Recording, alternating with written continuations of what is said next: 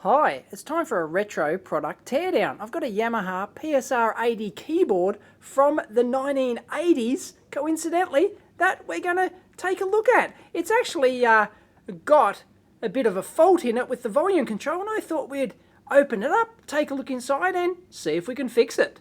Let's go. Now, the problem with it is that it is stuck on maximum volume. There's a master volume control here, and it's stuck regardless of what I do to it. That's minimum and that's max. It's exactly the same. So something dodgy with the master volume control. Well, know what we say here on the EEV blog. Don't turn it on. Take it apart. Now this is a 1987 vintage, good year that, so it puts it about 25 years old, and it was one of the first series of keyboards that used the AWM sampling control system. So let's go ahead and take this thing apart. Now I expect a whole bunch of through-hole components. I expect primarily through-hole technology, of course, being about 87. But we'll see. Now I'm assuming that these screws are going to take it apart. Looks pretty basic to me. This one's actually powered from either, I think it was at 6 or 8 D cells, or 12 volts DC, 9 to 12 volts DC, and I believe it's a pretty darn good sampling keyboard. I'm not really a muso, so I'm definitely not a muso, so I've got no idea about how to drive these things, and it does seem very complicated to actually drive, and there's no indicators on the front to show you what mode you're in, and it is rather unusual to actually try and use it. So I've got the manual, but geez, it doesn't help all that much. So did I forget one? Possibly. Forget two? No, there we go. Alright, so I expect that screws will fall out for starters. But yeah, one of the weird things is that it doesn't have any indicators. It tells you the orchestra's on, but it doesn't tell you what mode you're in or anything, and there's all sorts of sequences and weird stuff with it, and I don't know. Musos are probably laughing at me right about now, but let's see. It's opening somehow. Maybe I do have to actually take the bottom off. There we go. Sweet. Ta-da! There it is. Bit of old school electronic smell. I love it. And no real surprises there at all. It is through-hole. It's got the old-fashioned connector ribbon cables like that, just directly soldered onto the board. There's the keypad array up the top, 2 big speakers in it, and a whole bunch of just through-hole technology boards. And the board I'm after is, I believe, probably tucked up under here. So we'll have to try and take this board out and see what's under it. And that's a typically old-school kind of PCB, very typical of the 1980s. Bit of residue down in there. I'm not sure what that is. It's a bit of white residue on the board.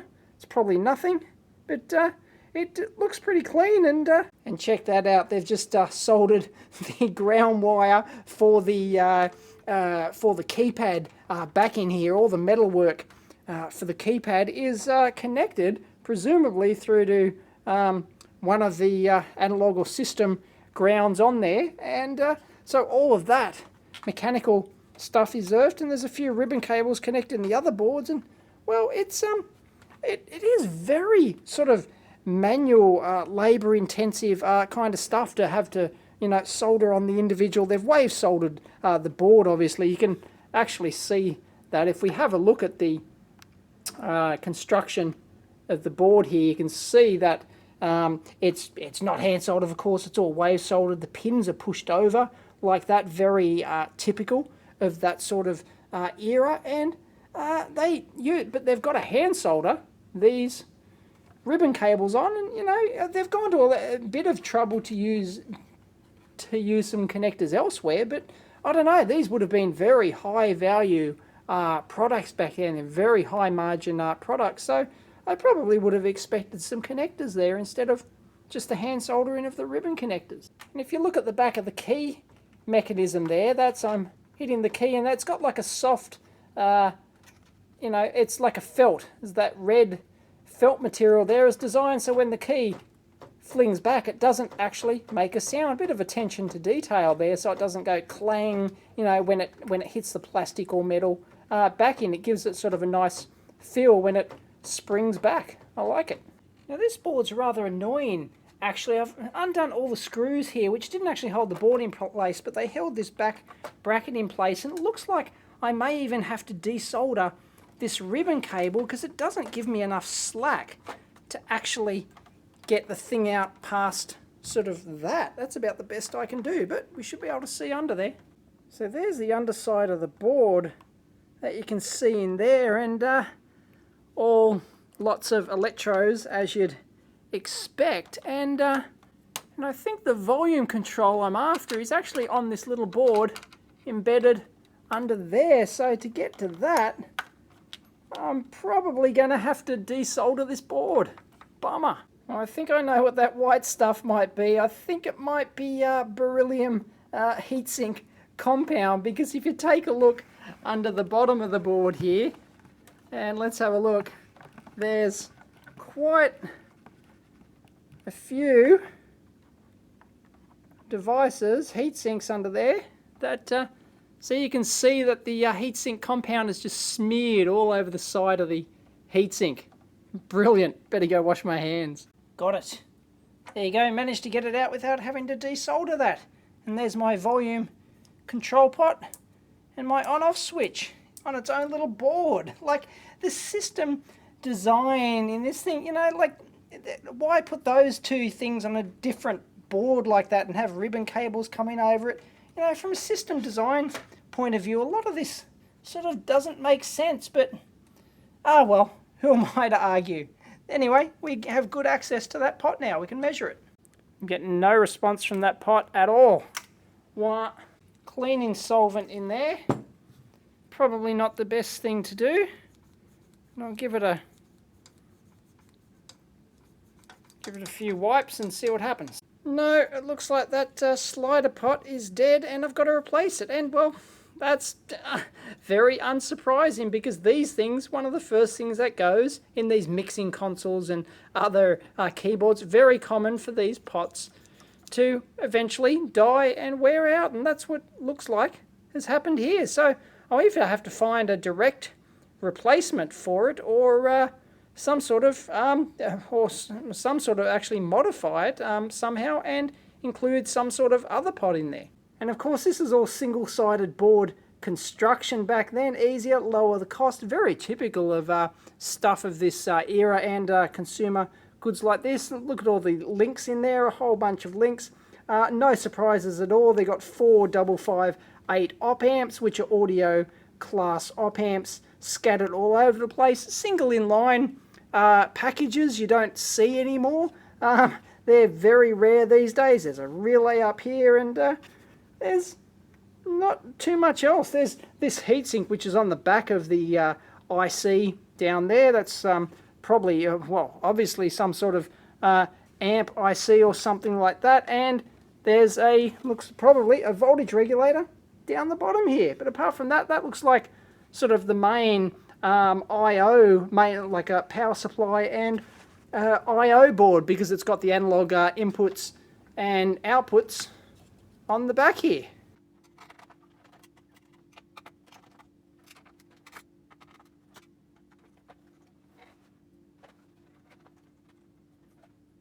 Wow, this really isn't a very serviceable, friendly design at all. It's almost as if they build it up from the base. You put in the baseboards right under here, and then the ribbon cables come out, and then you put in this module, and then you solder them on like this as the last step, and then you put this one in, and sort of, you know, like a step-by-step procedure. And to undo it, it looks like you've got to unsolder these ribbon cables to really get these out. I mean, I can get these are on connectors, go into the keyboard here, but geez, you know, there you go. I finally managed to fold it out here, and you can actually do that.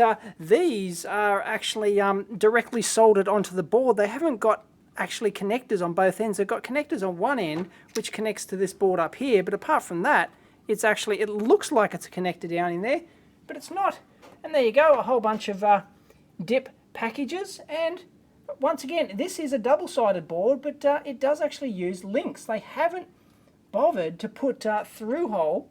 It looks like it's through hole plated, so, but it's double-sided to get the ground plane on the top.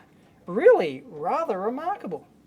And I haven't seen construction like this for a long time. You can see that like one end of that link there is actually soldered through to be used as the through hole to join the top to the bottom. But apart from that, there's the there's the links for single-sided. If they use a through-hole plated board, of course, they could have not bothered putting the links in and done that. So really, they've tried to save some cost there. They've decided that they need the double-sided board for all the shielding on it. Fair enough. And but then they've decided, well, we're not going to pay for through-hole boards. We're just going to make it, we'll just solder the links where we need to. Brilliant. And I love these links here and here. They've decided that they need to link from there to there, but they couldn't be bothered moving the capacitors over, or they didn't have room with the traces. So they just, instead of putting a straight link, they decided to put just an insulated wire link over the top like that. Oh, it is so old school and bodgy. It's just, oh, it's hilarious. There's an old package you don't see much these days, the old staggered dill package like that with the staggered pins to give you, because it was a very small pin pitch, smaller than your standard 0.1 inch, they would stagger them like that so you could have large solder pads on your pins. You can still get the advantage of that. But there you go, it's a Yamaha branded chip, and there's quite a few Yamaha branded chips on here. And here we've got an Oki brand 82C55. I recognise that. That's the old PIA, or Programmable Interface chip. So I expect the processor is most likely this Yamaha branded device up here. And that's got a number on it of it's actually a Yamaha brand made in Japan, and it's XD285A0 3B1Y0D52P. So it's an 85, I don't actually know what that is. I can't make heads or tails of that part number off the top of my head. I can only presume that's some sort of 80C88 or 80C86 compatible micro or something like that. Go figure. And over on this end of the board we have a super cap. There you go, plus another couple of 4558 audio op amps up there, and that's and a whole bunch of other Yamaha branded parts on there. So it'd have some sort of one of the waveform, the custom sampler or something like that would be in there. I don't know, something like that. And presumably some of the all the sample stuff would be in the memories down here. Now, one interesting device, or actually they've got two of them, is the YN3012, and that's a Yamaha a floating point digital to analog converter. Yes, you heard that right, floating point. It's got a 10-digit mantissa and a 3-digit exponent, 16-bit dynamic range, digital to analog converter chip. Brilliant. Now what we've got is a big metal shield going through here, and that's obviously going to all the switches on the back. They've got a couple of ribbon cables going down in here, and if we peel that back, we don't have to undo it. It goes to some of the switchboards and the various other switchboards on the front there. So that's not very exciting. I don't think I'm going to bother to actually take that off at all, really. So that's about it. It's not terribly exciting, this thing overall. This is the main board. They've got the analog more of the analog I/O over here, and they've got a MIDI in-out board down here, and the keys up here. It's all terribly unexciting.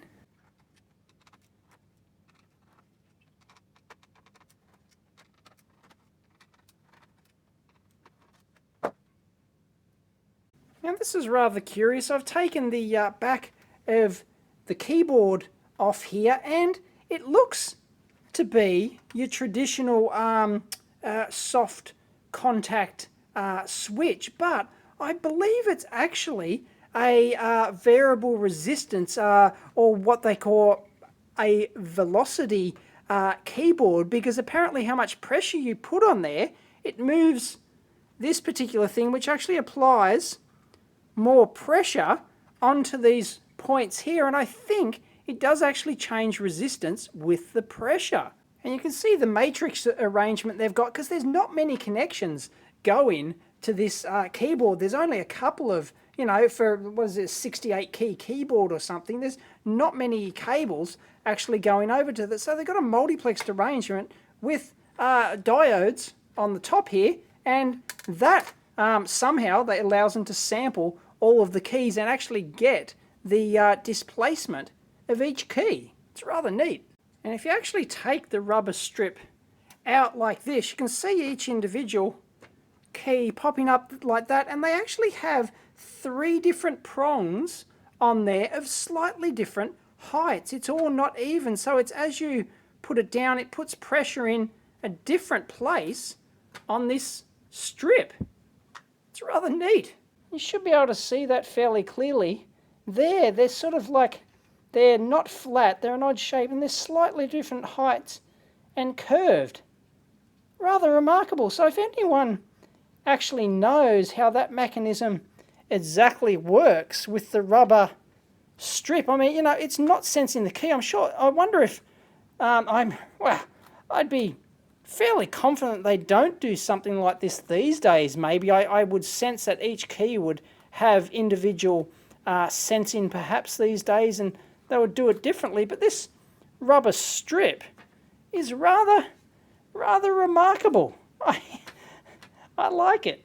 And you can also clearly see that's broken into equal segments like that. So there's a break in the conductive strip at that point to separate individual groups of keys or something like that. And in case you're wondering what that actually measures, right next to each other on a key is around about a K. Well, I don't really like my chances of actually getting one of these, especially in any reasonable amount of time. And I've got Sagan screaming to get his keyboard back. So what I think I'll do is I'll just hack in a 10K, just a regular 10K log pot, because this is 10K A, and A signifies log. So I've got a 10K log pot here, and I plan on just, I think in the back here of the case, I'll just drill a hole in there, off to the side, and run some ribbon cable over to the board over here, and that should do fairly well. I'm not too worried about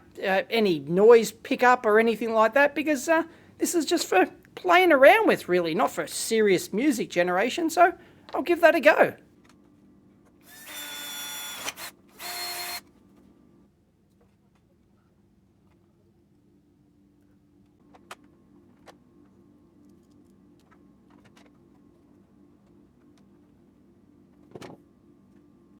Alright, let's give that a try first and see what happens.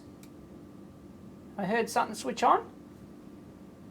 Yeah, I can hear noise in the speaker. It goes down when I hook the pot up.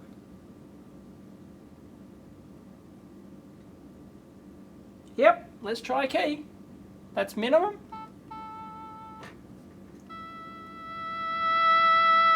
Beautiful. Winner.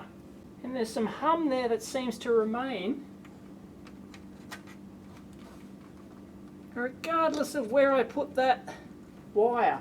So obviously I don't know if that was there before. I don't actually recall, or whether that's normal, or whether it's due to the ribbon cable going to there, but really it's not a big deal. So I'm pretty happy with that. I'm going to put it back together.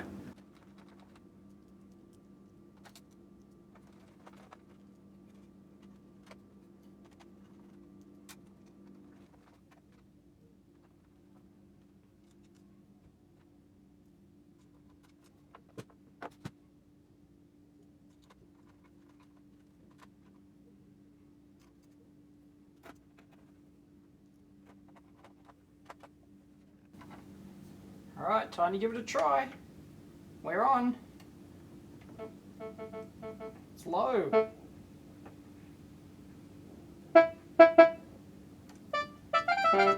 Excellent.